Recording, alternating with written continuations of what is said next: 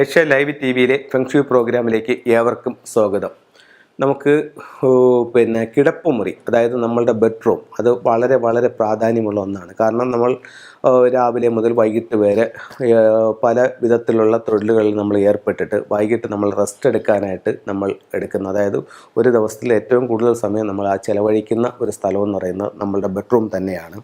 അപ്പോൾ ആ ബെഡ്റൂം എവിടെ ആയിരിക്കണം, ആ ബെഡ്റൂമിനകത്ത് എന്തൊക്കെ കാര്യങ്ങൾ ശ്രദ്ധിക്കണം, അതിനകത്ത് എന്തൊക്കെ ആകാം, എന്തൊക്കെ പാടില്ല എന്നുള്ളതാണ് നിങ്ങളുമായിട്ട് ഷെയർ ചെയ്യുന്നത്.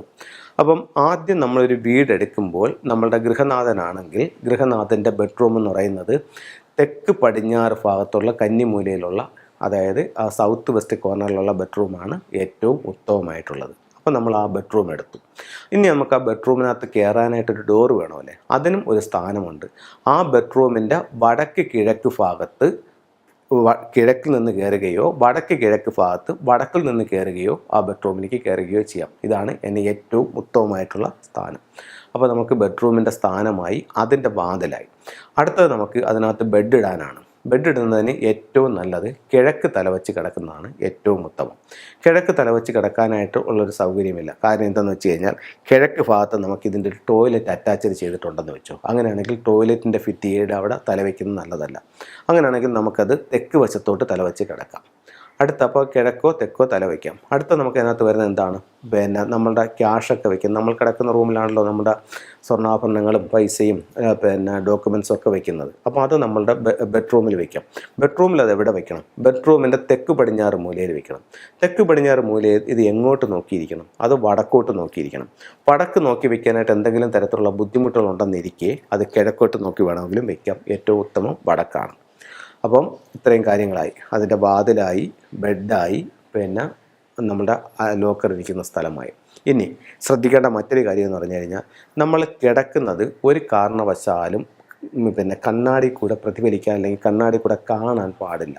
അങ്ങനെ ചെയ്യുന്നത് പല തരത്തിലുള്ള ബുദ്ധിമുട്ടുകൾ ഉണ്ടാക്കുന്നുണ്ട്. അപ്പോൾ ഞാനൊരു വീട്ടിൽ പോയത് കൺസൾട്ട് ചെയ്തപ്പം അങ്ങനെ ഞാനത് ഒഴിവാക്കിയപ്പോഴത്തേക്ക് അവർക്ക് ജീവിതത്തിൽ ഒത്തിരിയേറെ പ്രശ്നങ്ങൾ ഒരൊറ്റ കാരണം കൊണ്ട് തന്നെ മാറിപ്പോയതായിട്ട് അവർ എന്നോട് പറയുകയുണ്ടായി.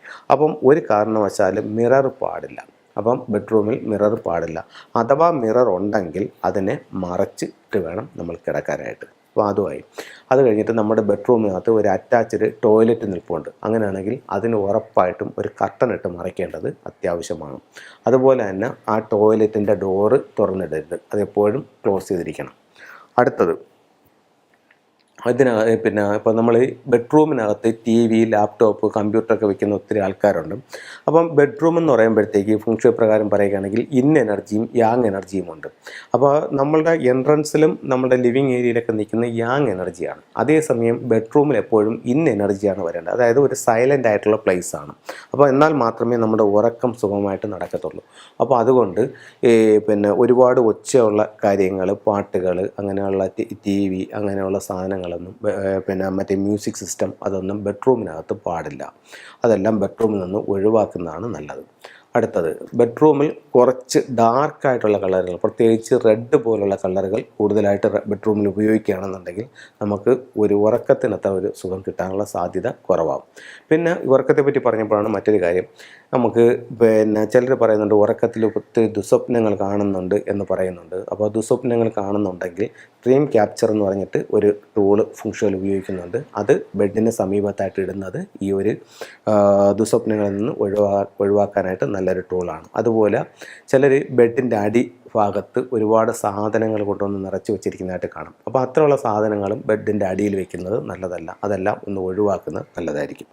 അതുപോലെ തന്നെ ബെഡ്റൂം എപ്പോഴും നല്ല അടുക്കും ചിട്ടയും വൃത്തിയോടെ വേണം അതിന് ഇത് ചെയ്യാനായിട്ട്, അല്ലെങ്കിൽ നമ്മുടെ ഉറക്കം ക്ലിയർ ആവില്ല.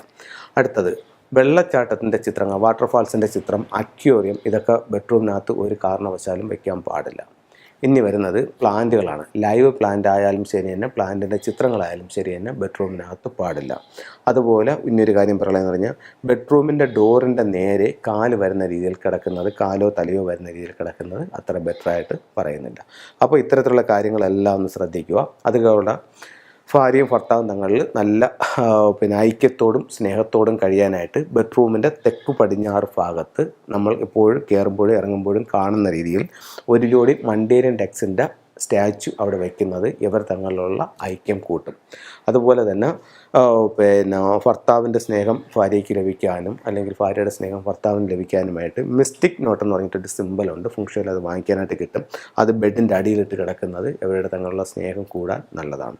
അത് സ്വീകരണ മുറിയുടെ സ്വീകരണ മുറിക്കും വയ്ക്കാം, ബെഡ്റൂമിലും വയ്ക്കാം. തെക്ക് പടിഞ്ഞാറ് ഭാഗത്ത് മിസ്റ്റിക് നോട്ടും ഡബിൾ ഹാപ്പിനെസ്സും ചിത്രങ്ങൾ വയ്ക്കുന്നത് അവർ തങ്ങളിലൊരു ഐക്യം ഉണ്ടാവാനും അവർ സന്തോഷം നിലനിൽക്കാനും വളരെ നല്ല ടൂളുകളാണ്. അതുപോലെ ആരോഗ്യ സംബന്ധമായിട്ട് എന്തെങ്കിലും പ്രശ്നങ്ങളുണ്ടെങ്കിൽ ബെഡ്റൂമിൻ്റെ കിഴക്ക് വശത്തെ ഭിത്തിയിൽ ഒരു ജോഡി കൊക്കുകളുടെ ചിത്രം വയ്ക്കുന്നതും അവർക്ക് ആരോഗ്യം മെച്ചപ്പെടാനായിട്ട് നല്ലതാണ്. അപ്പോൾ ഇത്തരത്തിലുള്ള കാര്യങ്ങൾ നിങ്ങൾ ഉപയോഗിച്ച് നോക്കൂ. എല്ലാ സൗഭാഗ്യങ്ങളും നിങ്ങൾക്കുണ്ടാവട്ടെ എന്ന് പ്രാർത്ഥിച്ചുകൊണ്ട് നിർത്തുന്നു. നന്ദി, നമസ്കാരം.